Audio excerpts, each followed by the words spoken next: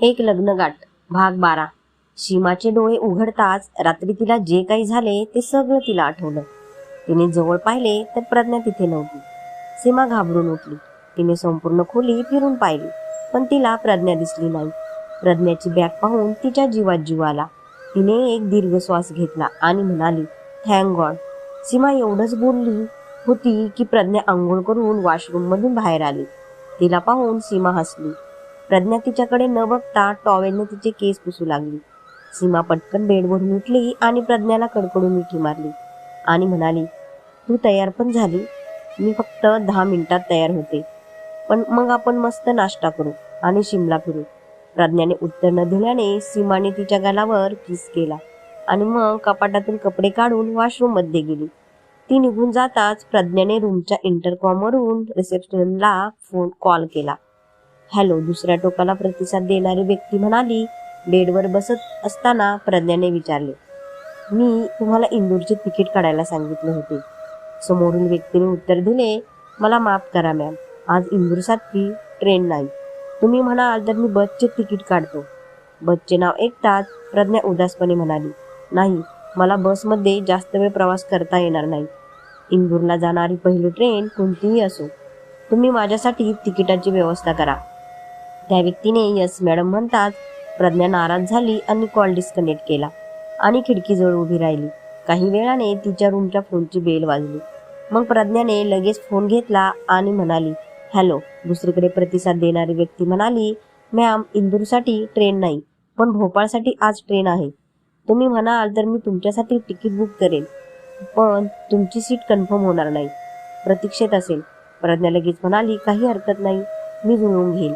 भोपाळवरून मला इंदूरसाठी अनेक ट्रेन मिळतील. तुम्ही माझं. तेवढ्यात सीमाने प्रज्ञाच्या हातातून फोन हिसकावून घेतला आणि म्हणाली, प्रज्ञा कुठेही जात नाहीये, त्यामुळे तिकीट काढायची काही गरज नाही. असे बोलून सीमाने फोन ठेवला.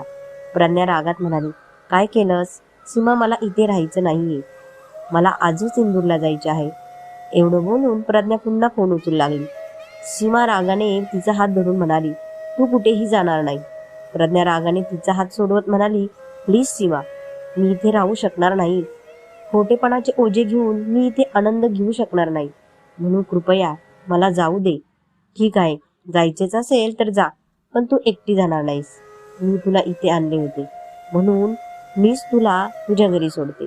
मला पण इथे राहायचे नाही. सीमा तिच्यासमोर आली आणि म्हणाली, काकांच म्हणतात, जे खोटं कुणाच्या भल्यासाठी सुखासाठी बोललं जातं ते खोटं खोटं नसतं. मी पण तुझ्या आनंदासाठी हे खोटं बोलले. तू जेव्हा आनंदी असतेस तेव्हा मी तुझ्यापेक्षा जास्त आनंदी असते. माझ्यासाठी तू माझ्या आईबाबांपेक्षा जास्त महत्वाचे आहे. तुझ्याबरोबर खोटं बोलत असताना तुझं हसणं पाहिलं आणि मी कशाचाही विचार केला नाही.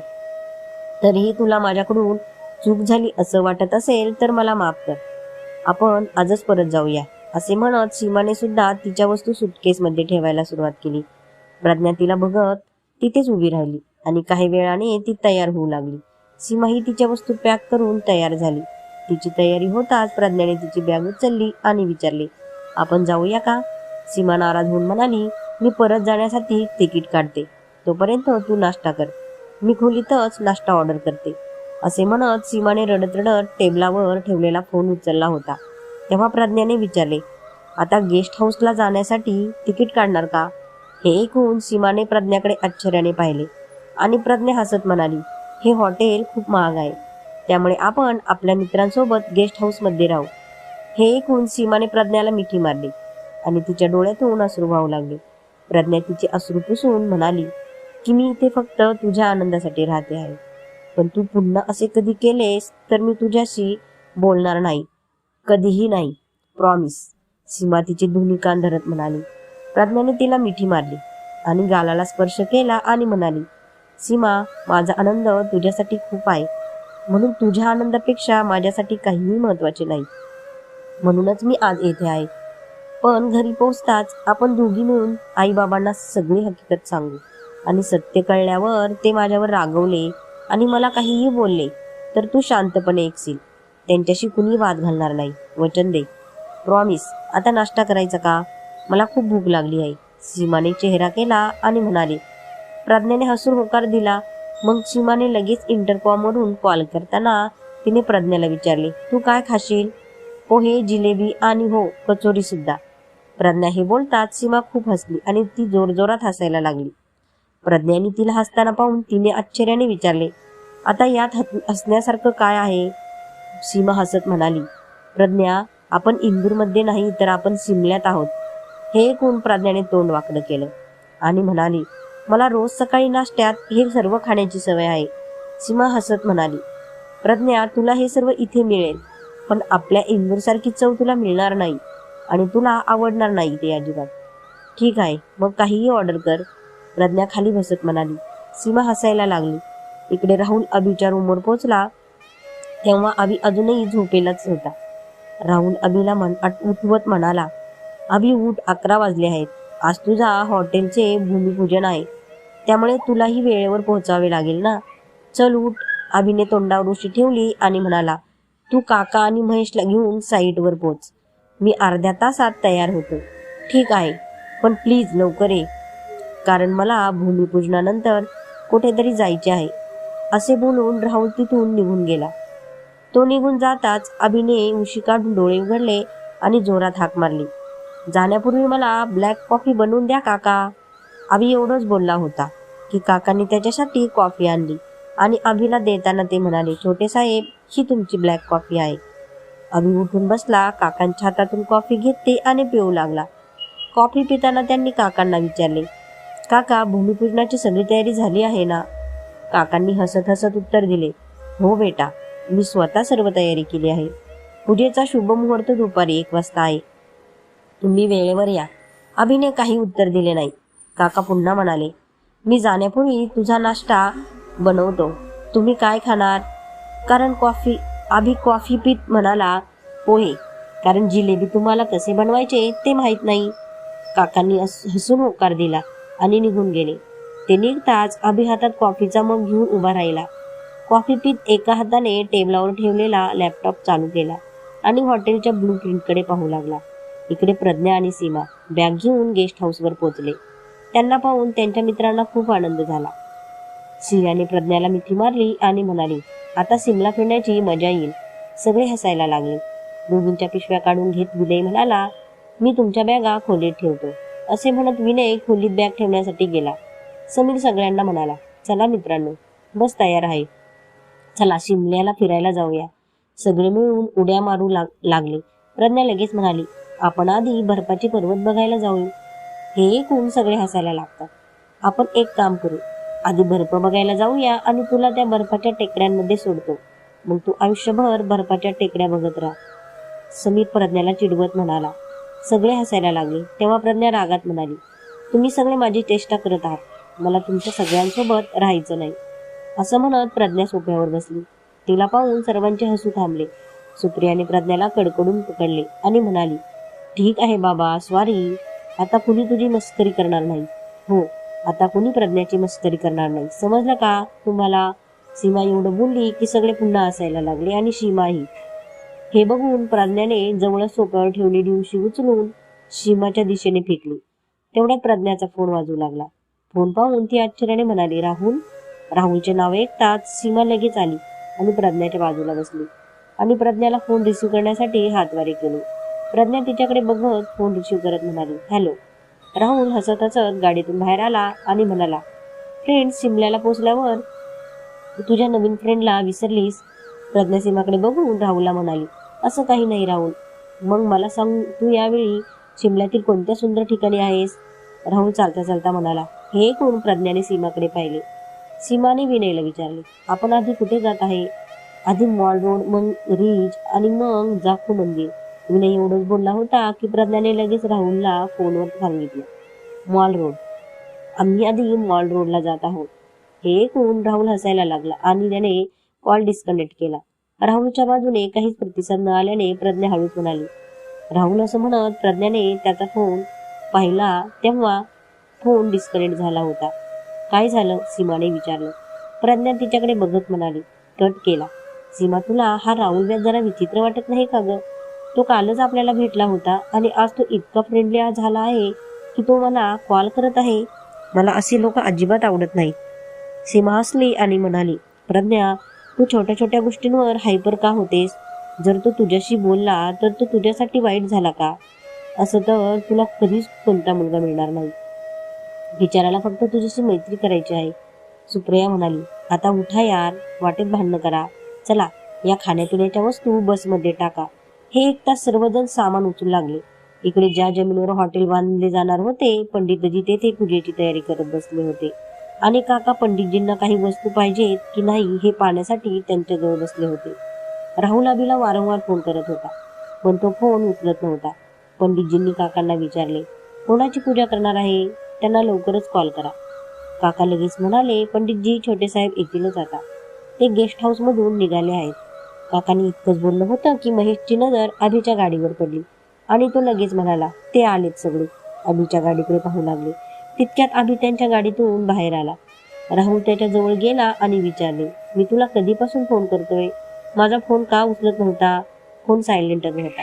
असं म्हणत अभि काकांच्या दिशेने निघाला. चष्मा आणि मोजे जुनी काढले आणि पूजेला जाऊन बसला. राहुल त्याच्याकडे बघत उभा होता. तो मनातल्या मनात म्हणाला, अभिला समजणं मला इतकं अवघड का होत आहे?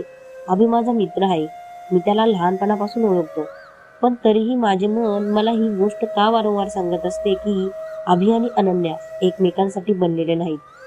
या लग्नामुळे माझी बहीण आणि माझ्या मैत्रिणीचे आयुष्य उद्ध्वस्त होऊ नये. राहुल हा सर्व विचार करत होता जेव्हा अभिने त्याला हाक मारली.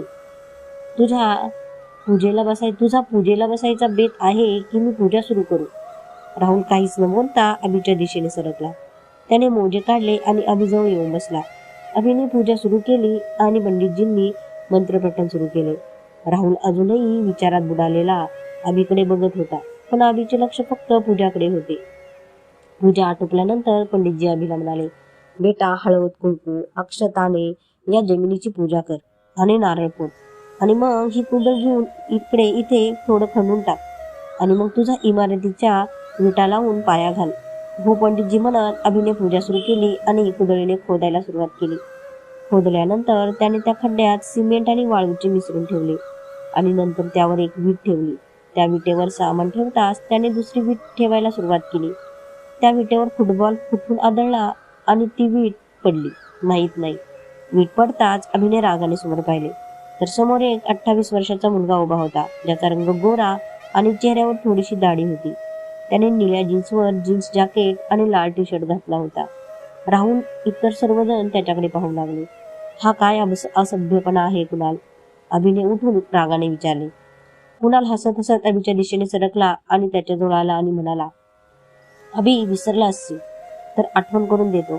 समोर जे हॉटेल दिसते ते माझे हॉटेल आहे आणि हे माहीत असूनही तू माझ्या हॉटेल समोरच तुझे हॉटेल उभारायला आलास. तुझ्या धाडसाचे कौतुक करावे लागेल. अभिने कुणालचा फुटबॉल उचलला. त्याने रागाने फुटबॉल कुणालच्याच दिशेने फेकला. फुटबॉल इतक्या वेगाने कुणालच्याच दिशेने गेला की त्याला तो पकडता आला नाही आणि फुटबॉल सरळ त्याच्या चेहऱ्यावर आदळला. कुणालने त्याच्याकडे रागाने पाहिले तेव्हा अभिही रागाने त्याच्याकडे सरकला, पण राहुलने येऊन अभिचा हात धरला आणि म्हणाला, अभि, त्याच्या तोंडाला लागून काही फायदा नाही, प्लीज.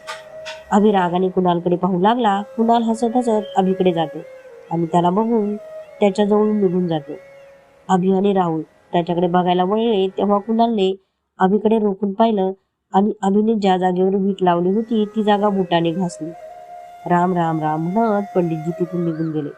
अभि रागाने पुढे गेला आणि कुणालच्या एक जोराखाली कानाखाली दिली. कुणाल जमिनीवर पडला. मी तुला ही गोष्ट याआधी पण 1000 वेळा समजावून सांगितली आहे की माझ्यामध्ये येण्याचा प्रयत्न करू नकोस, पण तुला कदाचित माझा मुद्दा समजत नाही. म्हणूनच तू पुन्हा पुन्हा माझ्यासमोर येऊन माझा मार खातोस. एवढं ऐकताच कुणालने अभिच्या पोटात लाथ मारली. अभि पडण्यापूर्वी राहुलने त्याला पकडले. अभि रागाने कुणालकडे चालत जातो आणि भांडण होते. दोघे एकमेकांना मारायला लागतात. राहुलने अभिला पकडले आणि म्हणाला, अभि, काय करतोय? सोड. त्याचे मन आधीच खराब आहे, पण तू तुझ्या डोक्याचा वापर कर. अभिने कुणालला ढकलले आणि त्याला सांगितले, कुणाल, माझे डोकं आधीच फिरलं आहे, म्हणून शांतपणे इथून निघून जा, नाहीतर मी तुला चालण्याच्या लायकीचा ठेवणार नाही.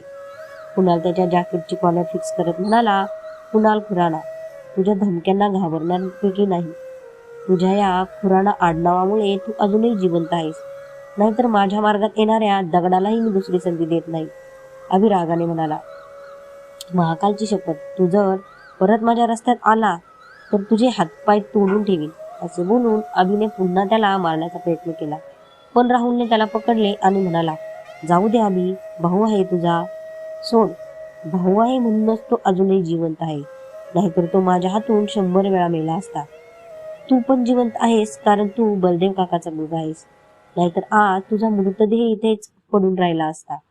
अभि कुणालकडे आला आणि त्याची कॉलर फिक्स करत म्हणाला, आधी जा आणि हे हॉटेल तुझं आहे की नाही हे तुझ्या पार्टनरकडून माहिती करून घे.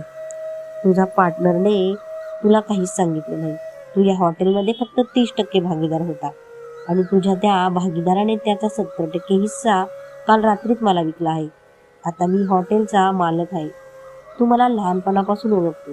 मी माझ्या मित्रांपेक्षा माझ्या शत्रूंवर जास्त लक्ष ठेवतो. मला अगोदरच माहीत होते की तू मला थांबवायला इंदूरहून इथे नक्की येणार आहे, म्हणून मी पूर्ण तयारीनिशी इथे आलो आहे. राहुल आणि इतर लोक शांतपणे त्यांचे बोलणे ऐकत उभे होते. नॉनसेन्स, एकदम बकवास. माझा पार्टनर हे हॉटेल तुला कधीच विकणार नाही, हे कुणाल रागाने म्हणाला. अभि हसत हसत म्हणाला की त्याने मला हॉटेल विकले.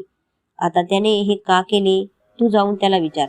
तोपर्यंत मी भूमिपूजन करेन आणि तू सभ्यतेने इथून गेला नाही तर पोलिसांचा बंदोबस्त मी आधीच करून ठेवला आहे. माझं ऐकले नाही म्हणून तू 3 महिने आत गेला होता, लक्षात आहे ना. अभिचे बोलणे ऐकून कुणाल त्याच्याकडे रागाने बघत तिथून निघून जातो. त्याला जाताना बघून अभि मागे वळला.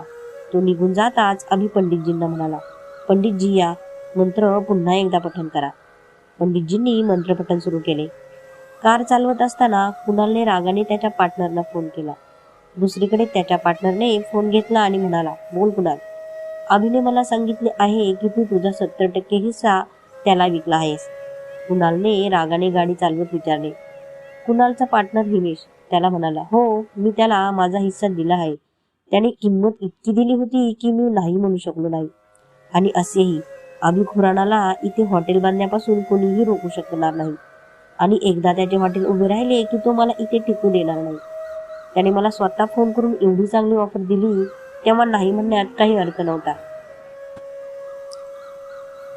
तसेही मी तुझ्या भावाच्या कार्यशैलीने मोहित झालो आहे. इकडे मी कागदपत्रांवर सही केली आणि दुसरीकडे त्याने माझ्या खात्यात पैसे देखील ट्रान्सफर केले. तूही तुझा हिस्सा त्याला स्वतःहून द्यावा, हेच बरं होईल. नाहीतर तुझा हिस्सा घेतल्याशिवाय तो शांत बसणार नाही, हे आम्हा दोघांनाही ठाऊक आहे. हिमेशने हे सांगताच त्याने रागाने कॉल डिस्कनेक्ट केला आणि गाडीचा वेग वाढवला.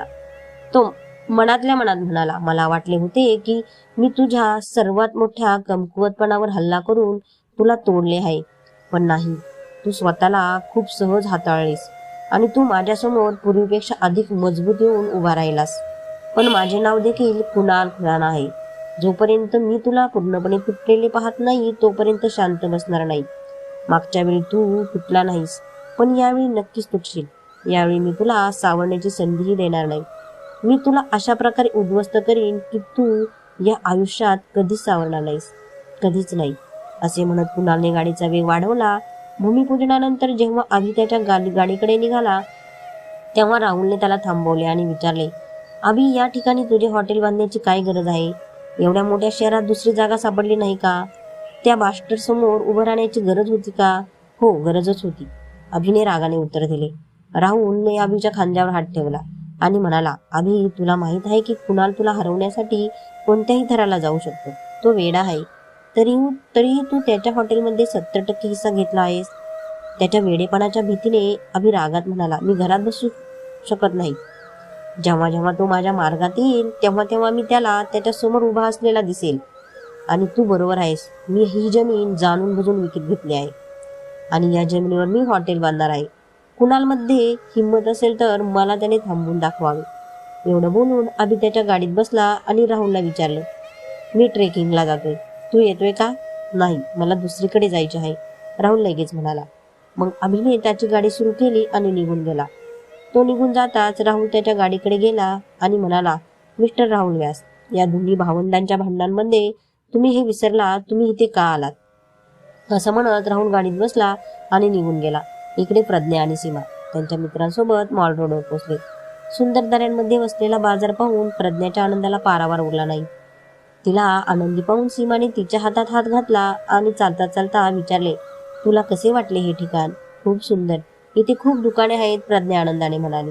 सीमा म्हणाली, आपण तिथे शॉपिंग करू. होय सीमा, आज माझ्याकडे खूप पैसे आहेत. पप्पांनी ते वाढदिवसाच्या दिवशी दिले होते आणि मी माझ्या पिगी बँक मधून सर्व पैसेही काढले आहेत. आज मी सगळ्यांसाठी शॉपिंग करेन. विनय सीमाला म्हणाला, तुम्ही मुली नंतर शॉपिंग करा. आधी आपण गेटी थिएटर पाहू, मग टाउन हॉल, मग कालीबारी मंदिर आणि मग स्कॅन्डल पॉइंट पाहू. त्यानंतर तुम्ही शॉपिंग करा, नाहीतर आपले फिरणे होणार नाही आणि तुम्ही सगळे दिवसभर शॉपिंग करत बसाल. बरोबर, समीर विनयला आधार देत म्हणाला. सगळ्या मुलींनी तोंड पाडले. समीर म्हणाला, आता चला, येथे उभे राहून तोंड पाडू नका. सगळे चालायला लागले. चालता चालता वरती बर्फाच्या टेकड्या बघत प्रज्ञा अगदी निरागसपणे विचारले, तिथल्या टेकडीवर कधी जाणार? हिची गाडी तर अजूनही टेकडीच अडकली आहे. विनय तिला चिडवताना म्हणाला. सगळे पुन्हा हसायला लागले. सियाने प्रज्ञाचा हात धरला आणि म्हणाली, प्रज्ञा, तिथेही नक्कीच जाणार, पण आधी हे सगळं बघू. तुला माहित आहे, टाउन हॉल ही तुला आवडणारी अशीच इमारत आहे. तू एकदा जा, तिथे तुला अनेक पुरातन वस्तू पाहायला मिळतील. तुला ते ठिकाण खरोखर आवडेल. प्रज्ञाने तोंड पाडून होकार दिला तेव्हा सगळे पुढे चालायला लागले. कथा आवडली असेल तर लाईक आणि सबस्क्राईब करा. धन्यवाद.